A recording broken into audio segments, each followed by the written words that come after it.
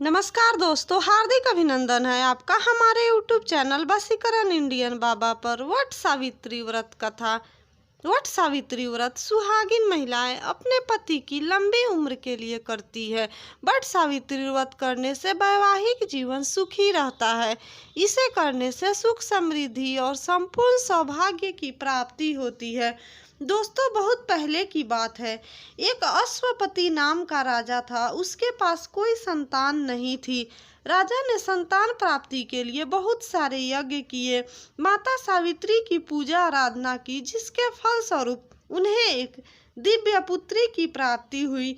राजा ने माता सावित्री के नाम पर ही अपनी कन्या का नाम सावित्री रखा। समय बीतता गया और सावित्री विवाह योग्य हो गई। एक दिन राजा ने सावित्री से कहा, सावित्री, अब तुम विवाह योग्य हो गई हो, स्वयं अपने लिए एक सुंदर सुशील वर की तलाश करो।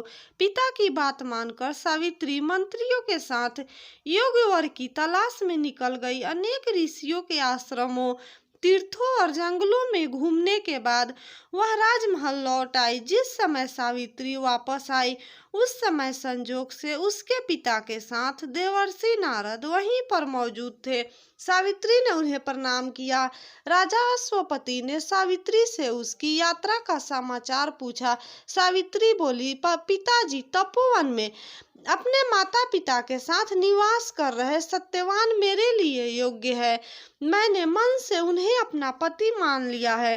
सावित्री की यह बात सुनकर देवर्षि नारद चौंक गए और बोले, राजन, सावित्री ने तो बहुत बड़ी भूल कर दी है। यह सुन अश्वपति चिंतित हो गए और बोले, हे देवर्षि, सत्यवान में ऐसा कौन सा अवगुण है? तब नारद जी ने कहा, सत्यवान के पिता शत्रुओं के द्वारा राज्य से निकाल दिए गए हैं। वह वन में तपस्वी की भांति रहते हैं और नेत्रहीन भी है। राजन, सबसे बड़ी कमी यह है, सत्यवान अल्प आयु है। 12 वर्ष की आयु में उसके पास केवल 1 वर्ष ही शेष रह गया है। महर्षि की बात सुनकर अश्वपति ने सावित्री को समझाया कि वह किसी दूसरे वर की तलाश कर ले। सत्यवान उसके लिए ठीक नहीं है। लेकिन सावित्री नहीं मानी। वह बोलने लगी, चाहे जो भी हो, मैं उन्हें अपना पति मान लिया है।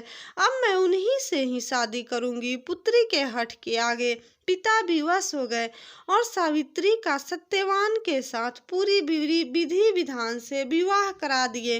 विवाह के बाद सावित्री अपने पति और सास ससुर के साथ वन में रहने लगी।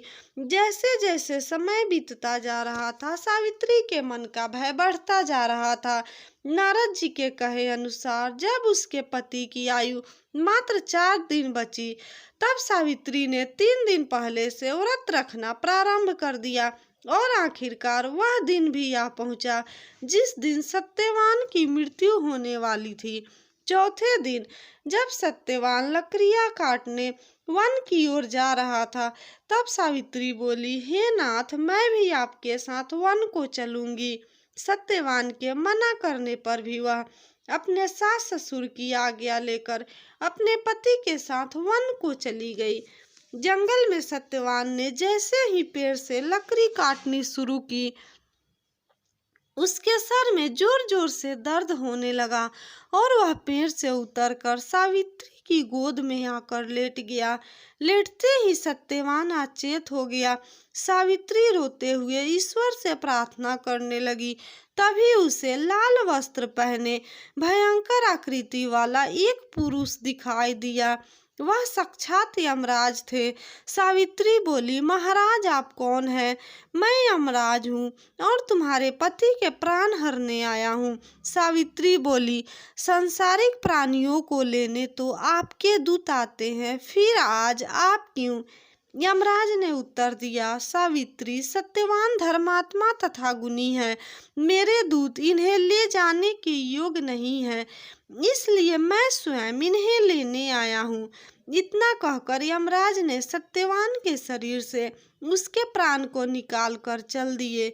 सावित्री भी उनके पीछे पीछे चलने लगी। सावित्री को अपने पीछे पीछे आते देख यमराज बोले, सावित्री तुम मेरे पीछे पीछे क्यों आ रही हो? तब सावित्री बोली, मेरे पति जहाँ रहेंगे मैं भी वहीं रहूंगी, यही मेरा धर्म है। यमराज के बहुत समझाने पर भी सावित्री नहीं मानी, वह उनके पीछे पीछे ही जाती रही।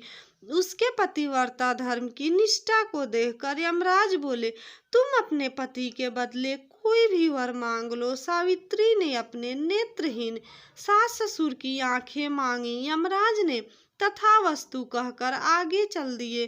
फिर सावित्री उनके पीछे पीछे चलने लगी। तब यमराज ने सावित्री से कहा, एक और वर मांग लो।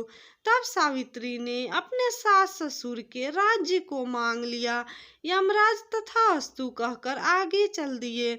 सावित्री फिर से उनके पीछे पीछे चलने लगी। तब यमराज बोले, अब एक और वर मांग लो और यहाँ से वापस चली जाओ। तब सावित्री बोली, मुझे सत्यवान से 100 पुत्रों की माता बनने का सौभाग्य प्राप्त हो।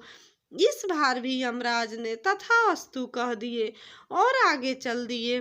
सावित्री भी फिर से उनके पीछे पीछे चलने लगी। जब यमराज गुस्सा हो गए और बोले, सारे वरदान तो दे दिए, फिर क्यों पीछे पीछे आ रही हो? तब सावित्री बोली, सत्यवान के बिना मैं 100 पुत्रों की माता कैसे बनूंगी? तो यमराज विवश हो गए और अंततः उन्हें सत्यवान के प्राण को लौटाने पड़े। यमराज बोले, सावित्री मैं तुम्हारे पतिव्रता धर्म से बहुत प्रसन्न हूँ और तुम्हें वरदान देता हूँ कि तुम्हारी कहानी युगों युगों तक सुनाई जाएगी। इतना कहकर यमराज अपने लोक को चले गए। सावित्री अपने पति के प्राण को वापस लेकर आई। तब तक बट वृक्ष के जटाओं ने जंगली जानवरों से उनके मृत पति के शरीर की रक्षा की। उनका पति जीवित हो गया। सास ससुर की दृष्टि वापस आ गई थी। उनका खोया हुआ राज्य भी उन्हें वापस मिल गया। दोस्तों, यह थी बट सावित्री व्रत कथा। बट सावित्री व्रत करने और कथा सुनने से वैवाहिक जीवन सुखमय रहता है, पति पर आई संकट टल जाती है।